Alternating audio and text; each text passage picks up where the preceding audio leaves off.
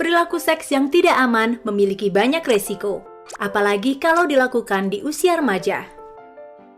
Resiko biologis adalah resiko yang terjadi pada tubuh kita. Salah satu resiko biologis adalah kehamilan yang tidak direncanakan.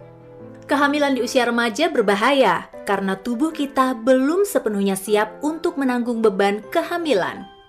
Panggul belum berkembang dengan sempurna, sehingga saat melahirkan, tubuh bayi kemungkinan akan sulit melewati daerah panggul. Akibatnya, bisa terjadi komplikasi yang menyebabkan pendarahan dan infeksi, dan bahkan bisa berujung pada kematian.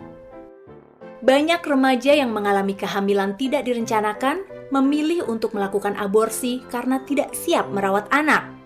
Namun, karena takut diketahui oleh orang tua atau lingkungan, mereka memilih melakukan tindakan aborsi yang tidak aman. Aborsi tidak aman yang dilakukan sendiri atau dilakukan dengan bantuan dukun dan tenaga kesehatan lain di luar medis bisa menyebabkan infeksi kelamin atau bahkan kematian.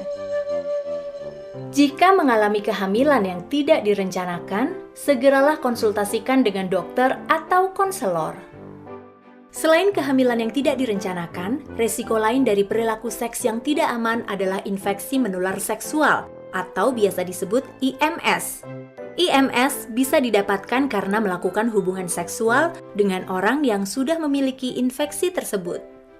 Ada banyak jenis infeksi menular seksual seperti herpes, gonore, sifilis, chlamydia, kutil kelamin, dan HIV/AIDS. Gejalanya bisa muncul di berbagai tempat di tubuh seperti mulut, tangan, kaki, kelamin, dan sebagainya.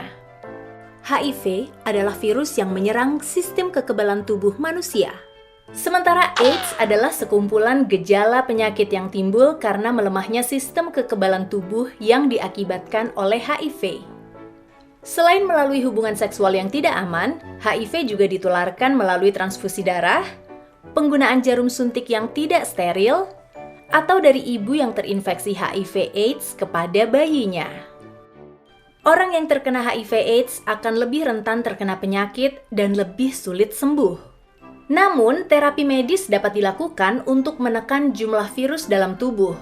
Dengan terapi ini, orang dengan HIV/AIDS dapat hidup dengan cukup sehat dan produktif.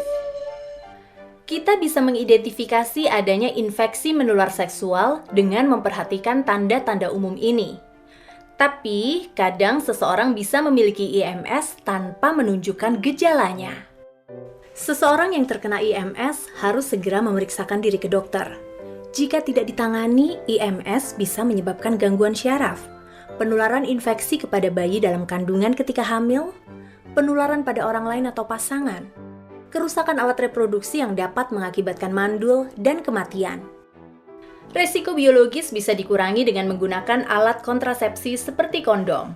Tapi, satu-satunya cara untuk benar-benar aman adalah dengan menghindari aktivitas seksual. Perilaku seks yang tidak aman juga memiliki resiko yang mempengaruhi keadaan psikologis seseorang. Melakukan hubungan seks di luar nikah dapat membuat orang merasa berdosa dan malu sampai menimbulkan rasa tidak percaya diri atau merasa tidak berharga. Masa remaja adalah masa di mana kita bermain dan bergaul bersama teman-teman. Jika melakukan hubungan seks yang tidak aman dan berujung pada kehamilan, mungkin kita terpaksa menjadi orang tua di usia dini yang harus bertanggung jawab membesarkan seorang anak. Membesarkan anak adalah tantangan yang berat. Kita akan banyak mengorbankan waktu untuk mengurus anak, di mana biasanya kita bermain dan belajar. Ini bisa menyebabkan stres dan tidak bahagia. Selain dua resiko di atas, seringkali perilaku seks yang tidak aman mempunyai risiko sosial. Pada umumnya, masyarakat memiliki pandangan negatif terhadap remaja yang melakukan hubungan seks di luar nikah.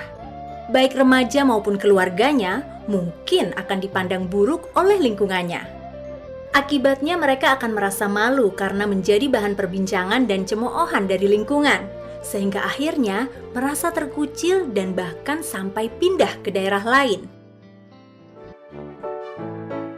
Nah, sekarang kalian sudah tahu resiko dari perilaku seks yang tidak aman.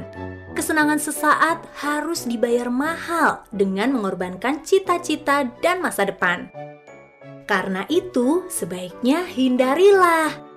Ingat, menjaga diri dimulai dari diri kita sendiri.